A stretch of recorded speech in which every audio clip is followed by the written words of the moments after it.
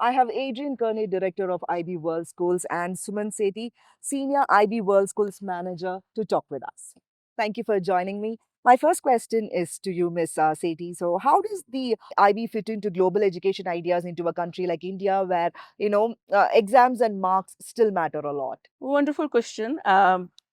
IB is a learning organization, and we learn from all our countries, from all schools, because they do matter to us. In a country like India, where, yes, since we are celebrating 50 years in India, however, there's a lot of community here who really needs more knowledge about the IB as an organization. But we are having a very good support from our schools, from our teachers and educators. And this message is really passing on to our parents as well. That this is the real time when the world requires a real change. So IB's mission and vision is to make the world a better place to live in. And who is going to take it forward? Our students and our schools. Our students are the change makers. So our students, supported by our schools, they bring this change in the new world. And most of us, we have learned after the pandemic. IB has learned, our schools have learned, and then we are all of us trying to bring these changes, because the skill set is changing. What world required some years before is not the same case. So we are preparing our students with the new changes in our education setup, and we are making the Indian scenario understand that this is not the conventional way of teaching into the classroom, and this requires a lot of skill development. That is why IB works on holistic development of students. It is not like paper and pencil type of era where the student just learns something the previous night and writes on a paper and pen, and the exam paper is marked. Okay, but still, marks do matter here a lot. For India especially, as we said that we are a learning organization, we learn the needs of our schools. So IB issues a transcript to Indian students, those who would like to have the university entered into India only. So there is a system where the school puts this request on our IB system, and then our diploma transcript, where the levels are from 1 as the lowest and 7 as the highest, we convert it into percentage on the request of the student and the coordinator. So DP2, like the second year of the diploma program. So students, when they are shortlisting their university entrance applications, so diploma program coordinator, on the request of the student, they will share with us that this particular student would like to go to Indian university, and that student's transcript we convert into the percentage from 1 to 100%. So this is actually suiting the need of the community, and it's really working well. And this is a special request for Indian schools. Okay, my next question is to Mr. Kearney. So, in India, IB is seen as as a very elite study, and it is only meant for a small group, for elite group. So, what do you have to say about it? I think that there is that perception. I think that's something that we want to change. Um, when we look at the kind of the footprint and profile of IB schools worldwide, about 45% of those are public schools in which parents are not actually paying any fees. So I think we would like to see a kind of stronger balance in India between the kind of the public system and the private system in the way that we work. So we're really open to really supporting change and engagement. We realize that like the changes to be able to implement the IB program. So in terms of the curriculum planning, in terms of the professional development and leadership, takes time.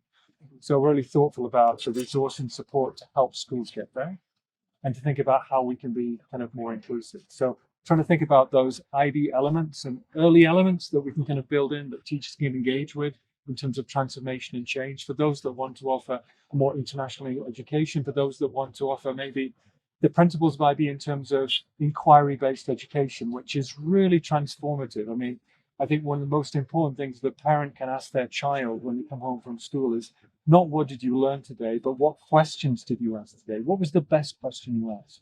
And it's that type of twist on the learning that will make the difference. So we see that balance, I think, between I mean, India for us is strategically really important. I mean, it's one of the most exciting development kind of countries in terms of education and drive and kind of potential.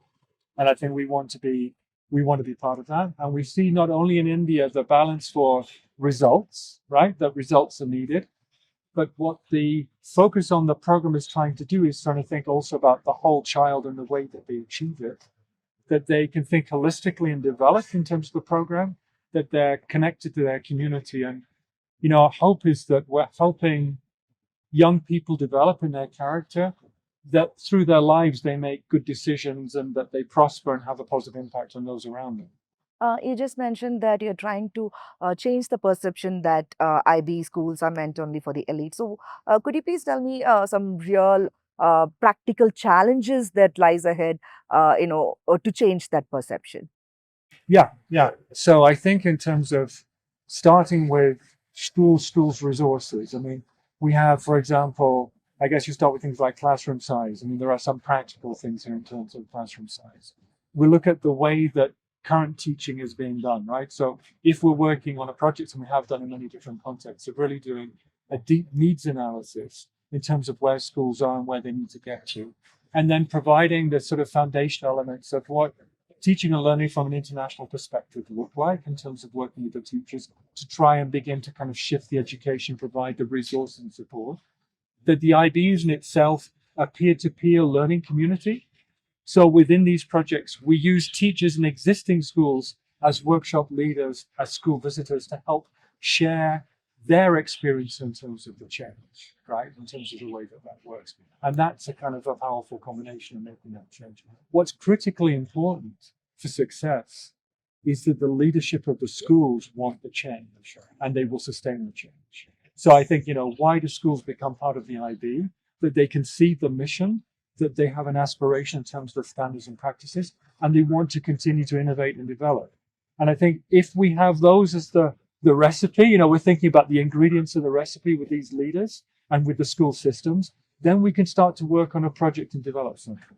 And, we realize it takes time and we're patient. We want to work on that. This is not a quick thing to do. Education isn't like that. So to, make that change over time and to support student success is what we're about. Ms. Sethi, in Indian education setup, many parents are aware of the IB syllabus, IB schools, but still, have you ever noticed that IB is not for all students? Like, have you come across any instances where children are being pushed into IB, even if they are not ready for it? So we believe in this, that every student has their own strength. And if there are some areas of development, then the schools are there to support that child.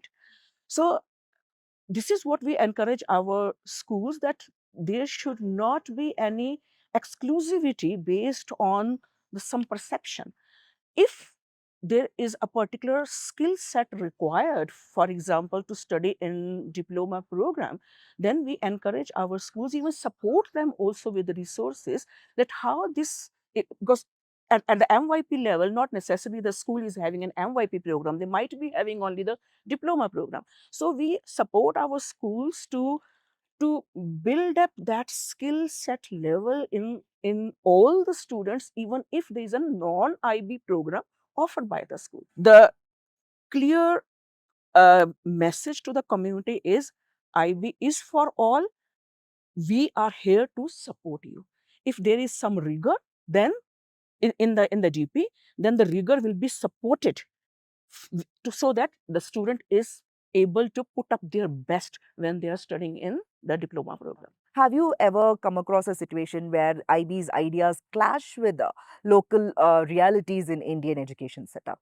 Clashes could appear anywhere, anytime, when people challenge their beliefs. So this is not particular of IB, this can be of any other curricula anywhere in the world. It is just that we are very clear that what is our vision, how we prepare our students, our holistic development, moral values, our learner profile attributes. This is how we build up a future education for our student. So And we are always there for our schools, for our parents community, for anybody who would like to have better clarity. We have our public website where there is no password protection. Anybody can go to those resources and they can reach out to us also. I wouldn't say any clash or maybe there is, if somebody has felt they would like to know more, so the first approach should be the schools. Otherwise, our support team, we call it IB support, they are also there. They take questions of every community. So we are ready to provide them with any help, with any information they would like to know more and clear that misunderstanding. That, at the beginning of the process, we really try and understand what is the motivation of that school or that group leader or that ministry assistant, right? So what's the problem statement? What are you trying to achieve? And see really what success can look like and really plan it for them and think about how we can tailor our service and support so that we avoid the clash kind of early on. So, what is the strongest criticism of IB education that you actually agree with? We we certainly have some points of improvement and work that are being done. So I think that we want to, within our strategy, right, there are points in terms of really helping to bridge educational gaps. So I think to the point of accessibility, right? So we know that, for example, in terms of the resources and support to our schools, that we want to be more open and inclusive and to think about the affordability of this and what support looks like in the different school contexts. So we need to be closer to our schools, provide more local support for them to be successful. So I think that's something that we very much want to improve. We want to ensure that really the education fits very strongly with that local context and that we bring the resource into that context to help to reduce the costs and increase the impact in those settings. So we're really making a change really from, we have a big global footprint, but where it really matters is in the country, in the context, right here and right now. And that's something that we want to strengthen in our work so that the key stakeholders feel more partnered in what they're doing. But students who study here in IB schools mostly don't stay in the country. They leave abroad for better opportunities. So, how do you? And I think that will change. I mean, we see this kind of evolution of the context, right? So often the IB comes in and the main pathways for university are kind of overseas. What we want to do is support more leaders and impact within the country. So our desired state is that there is more value in the local education system, local universities, that these people are contributing to their communities and that the education helps to add value to what they're doing within their context. It's not about a brain drain. It's about, if you like, how the intellectual passport of the education stays in the context and adds value. That for us is more impactful. So when we look at the IB mission of education for a better world, it's not the answer, but the question we need to ask ourselves about how we can make more relevant impact in contexts such as India. How can we make relevant impact? Through the partnerships, through understanding, through working in projects and initiatives, through improving the professional learning, looking at the resources which are needing, making sure that there are the recognition pathways for the students, that we evidence and track success, and that we're providing opportunities for students to engage in different kinds of dialogue and opportunity to broaden their horizon as well, right? Because we need that youth strategy to give them voice, to provide a very good framework and provide an environment which enables success. And that's all the different parties together to do it. But we're there and we want to kind of help drive that change.